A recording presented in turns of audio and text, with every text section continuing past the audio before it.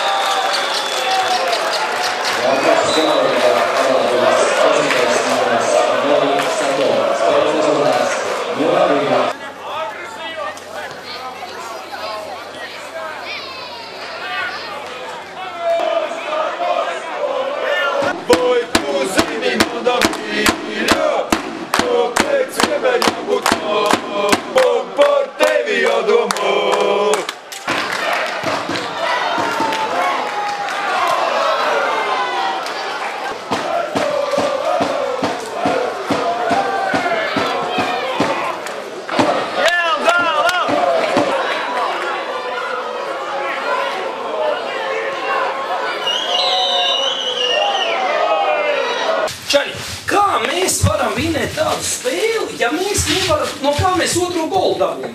Pirmo golu mēs dabūnam no tā, ka mēs nemākam žoska nospēlēt uz centra līnijas un rādam tiesnesim, ka mums tur sit pa kāju. Mums ir jāsit tādā nokrutā. Nedrīkst atļaut viņam aiziet, nevis otrādī. Un otrais gols atkal tas pats vecais stāsts. Mums gandrīz no 0 leņķi pēc atleciena bumbas iesit golu. Un bez tā tur bija momenti tā figā. Žeņ, tu pirmajā puslaikā uztaisīji 4 patkatus no aizmetus.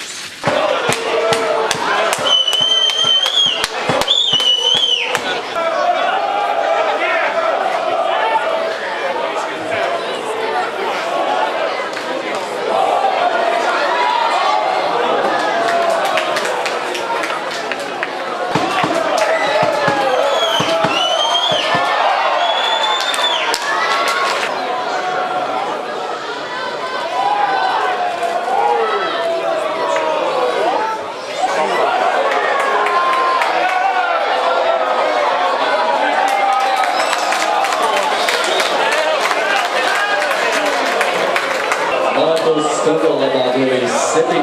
numurs Natans Juniors. Spēles rezultāts 0-3.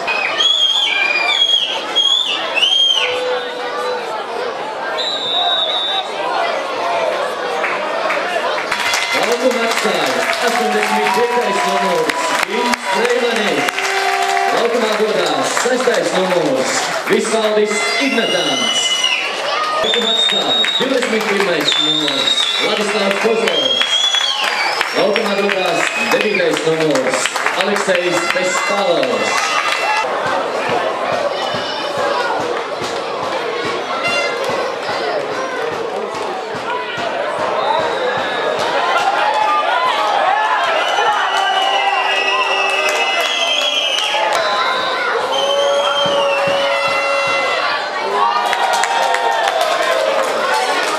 Vārdus kontrolā guvis 7.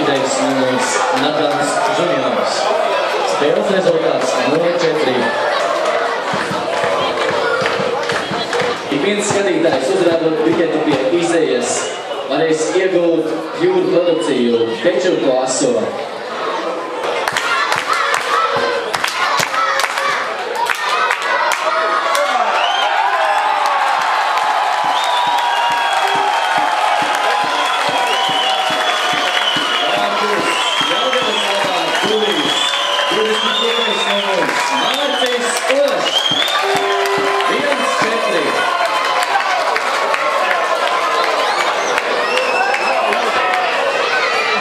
Сегодня мы уже с первых минут, в общем-то, были нацелены на то, что мы попросили защитников играть выше, и фланги, чтобы наши включались и прессинговали их, в общем.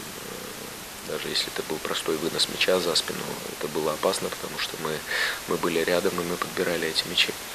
Ну, также, в общем-то, и те места, которые у нас слабые, скажем, они в концовке и опять просели. То есть у них были несколько фланговых прострелов, подач, и поначалу там было несколько моментов, и они, в общем-то, такой напряг там определенный был, хотя Елговчане пользы не извлекли из этого. Ну, где-то повезло, где-то в конце не повезло. Ja kopumā vērtē spēli, tad var teikt, ka mēs nevaram būt apmierināti ne ar rezultātu, ne ar to, kā mums izdevās nospēlēt.